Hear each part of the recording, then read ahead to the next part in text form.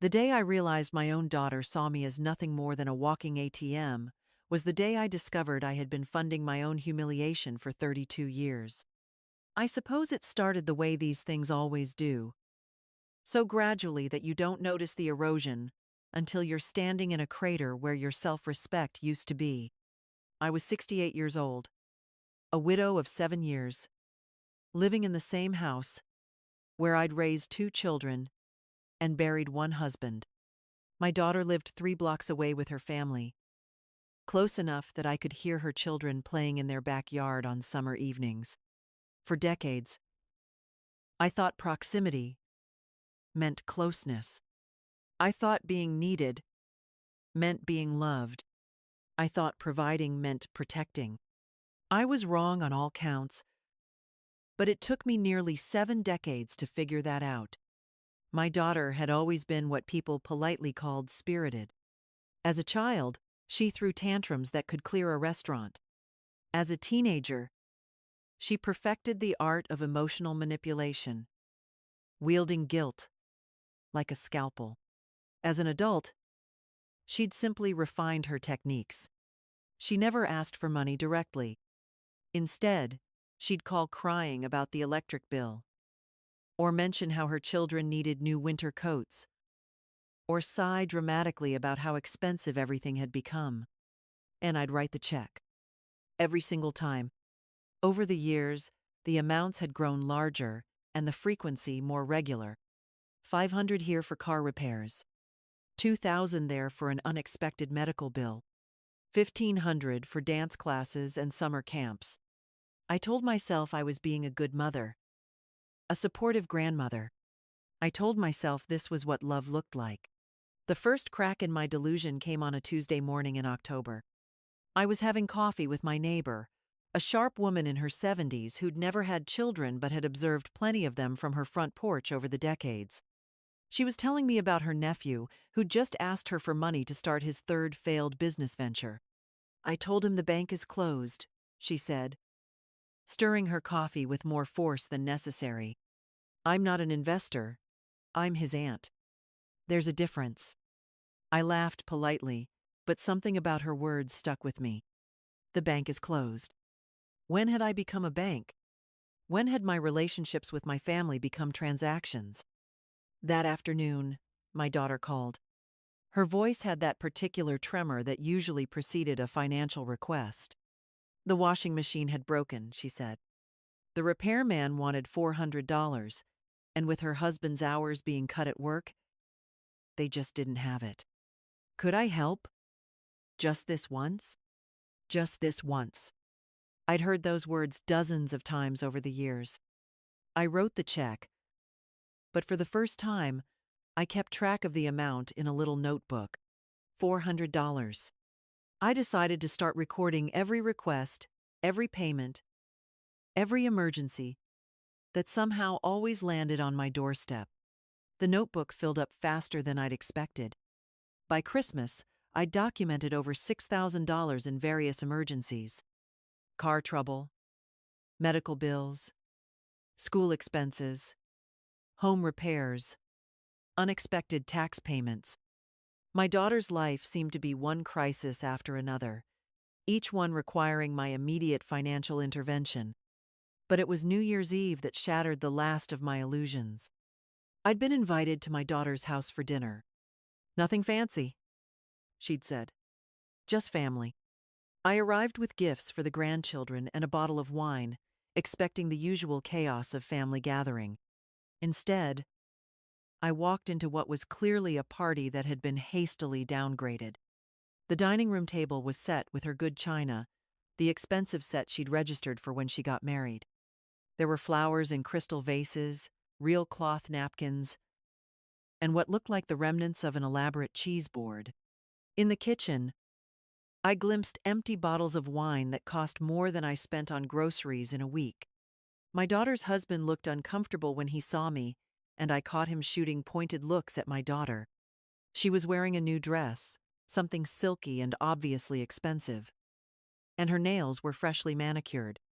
During dinner, my daughter mentioned offhandedly that they'd had to cancel their New Year's Eve plans because of money troubles. She sighed dramatically about how hard it was to make ends meet, how they never went anywhere or did anything fun anymore. I sat there, looking at the evidence of obvious recent spending, listening to her performance of poverty, and something inside me finally snapped into focus. After dinner, I excused myself to use the bathroom and found myself standing in their master bedroom, looking at shopping bags still scattered on the floor, designer labels, expensive cosmetics, new electronics, still in their boxes, price tags that made my pension check look like pocket change. I stood there for a long moment, absorbing the magnitude of my own naivety. This wasn't about need. This had never been about need. This was about convenience. I was convenient. My money was convenient. My inability to say no was convenient. I returned to the living room and sat through the rest of the evening with a strange sense of detachment, as if I were watching someone else's life play out in front of me. My daughter complained about their financial struggles while her children played with expensive toys. Her husband mentioned needing new tires while wearing shoes that cost more than most people's car payments. I went home that night and opened my notebook. 6 months of documentation.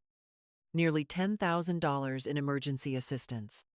I sat at my kitchen table until dawn, adding up numbers, and finally seeing the pattern I'd been willfully blind to for years. The next morning, I called my bank and asked them to freeze my checking account temporarily.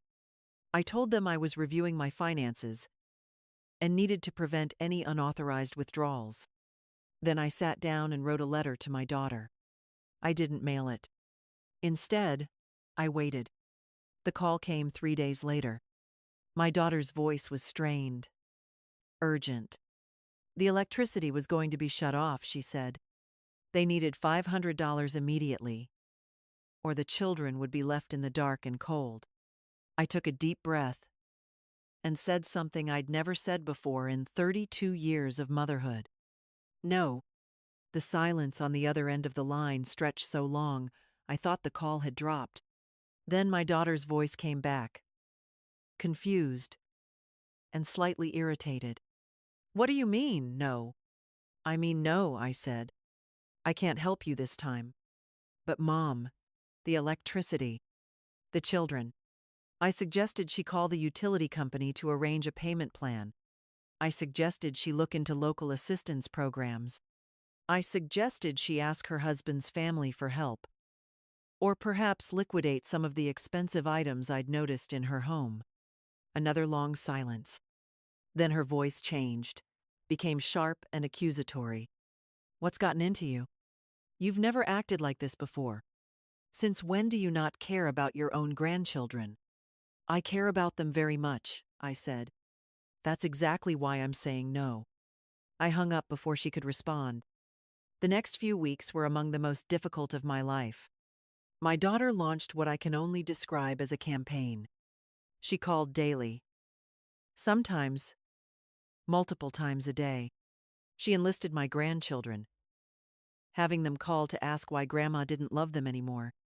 She showed up at my house unexpectedly, tears streaming down her face, begging me to explain what she'd done wrong. She brought my son-in-law, who tried a different approach. He was reasonable, logical. He spread financial documents across my kitchen table, showing me their budget, their obligations, their shortfalls. He explained how my help wasn't charity, it was family support. He made it sound as if my financial assistance was not just expected but owed. I listened to all of it with a calm I didn't know I possessed. Meanwhile, I did something I'd never done before. I talked to other people about what was happening. I called my sister, who lived across the country. I spoke to my neighbor, the one who declared her bank closed. I even made an appointment with a counselor, a kind woman in her 50s, who specialized in family dynamics. What I learned in those conversations was both devastating and liberating. This pattern had a name: financial abuse, emotional manipulation, parentification in reverse. where the parent becomes the child's source of rescue rather than the other way around. The counselor asked me questions I'd never considered. When was the last time my daughter had asked about my day without needing something? When had she last offered to help me with anything? When had our conversations ever centered on my needs, my interests, my life? I couldn't answer any of those questions. She also asked me to consider what I was really providing. Was I helping my daughter become more capable and independent? Or was I enabling her to avoid responsibility and consequences? The answer was obvious, even to me. 1 month after I'd said no to the electricity bill, my daughter stopped calling. The silence was initially a relief, then a source of worry, and finally, a revelation. For the first time in years, my phone wasn't ringing with emergencies. My mailbox wasn't full of school fundraisers and medical bills. My calendar wasn't packed with crisis management. I had time. I had quiet. I had space to think about my own life. I started small. I signed up for a watercolor class at the community center. I'd always loved art, but had somehow convinced myself I didn't have time for hobbies. I joined a book club at the library. I volunteered at the local food bank, where I met other women my age who were actively engaged in their own lives rather than constantly managing everyone else's. For the first time in decades, I was living my own life instead of funding someone else's. 2 months into my new routine, I ran into my daughter at the grocery store. It was awkward, stilted. She looked tired but not desperate. Her children were with her, and they seemed happy and healthy. The electricity, apparently, had not been shut off. We made small talk about the weather and the children's school activities. She didn't ask for money. I didn't offer any. After a few minutes, we parted ways with vague promises to call soon. I realized, walking to my car, that I felt sad but not guilty. The relationship we'd had was gone, but what we'd had hadn't really been a relationship at all. It had been a transaction disguised as love. Spring came early that year, and with it, my daughter's voice on my answering machine. Her tone was different, less demanding, more tentative. She wondered if I'd like to have lunch sometime, just to talk. No agenda. I called her back and agreed to meet at a small cafe downtown Neutral Territory. She looked different when I saw her. Older, maybe, but also more settled. She apologized immediately, before we'd even ordered coffee. She said she'd been thinking a lot about our relationship, about how she'd treated me, about what she'd expected from me. She told me she'd gotten a part-time job. Nothing glamorous, just retail work while the children were in school. But it was something. She and her husband had also started seeing a financial counselor, learning to budget, to plan, to live within their means. I listened without judgment, though part of me wanted to ask why it had taken my financial withdrawal for her to develop these life skills at age 34. She asked if we could start over, try to build something different. Something based on actually knowing each other rather than on crisis management and financial rescue.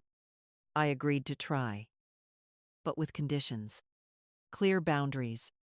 Regular check-ins about how we were both feeling about the relationship. No discussion of money or financial problems, at least for the first year.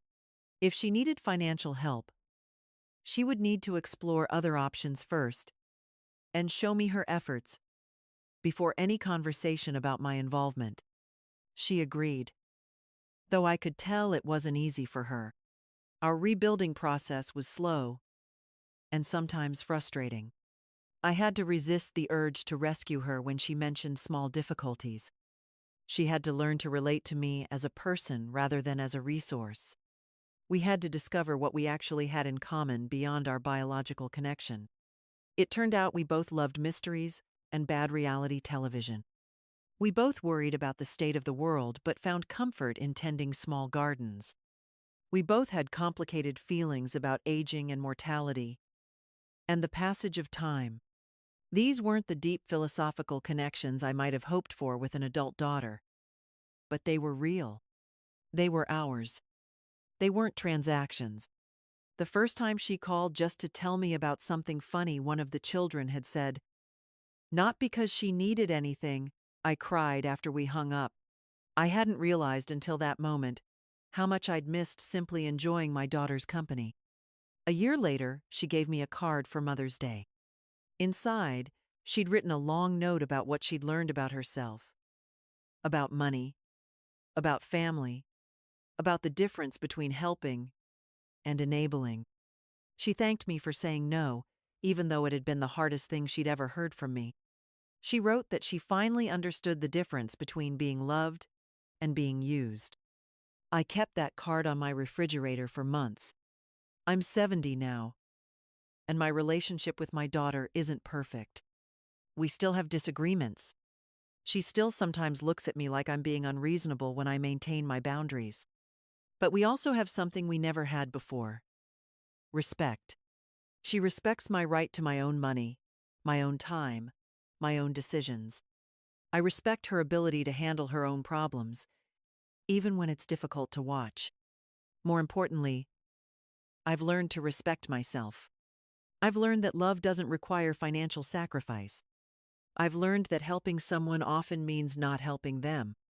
I've learned that saying no can be the most loving thing you can do. My bank account is healthier than it's been in years. I've been able to travel, to invest in my own interests, to save for my own future care, rather than constantly depleting my resources for someone else's present convenience.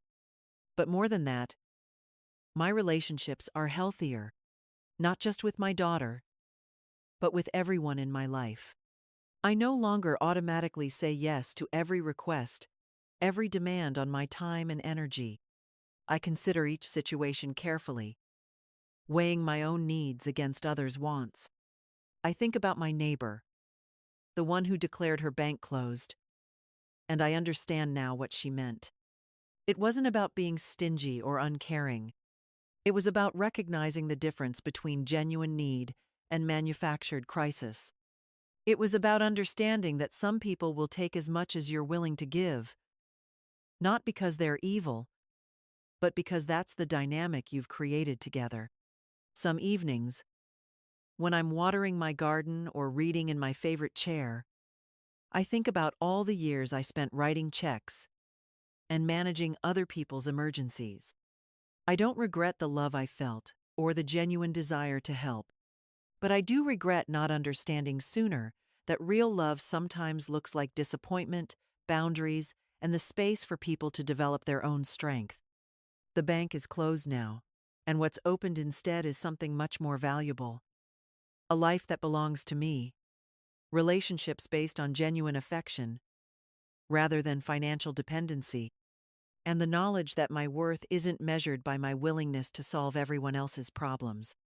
At 70, I'm finally learning how to be generous with my love, without being foolish with my resources. It's a distinction that took me decades to understand, but one that has changed everything about how I move through the world. The phone rings less often now, but when it does, the conversations are real.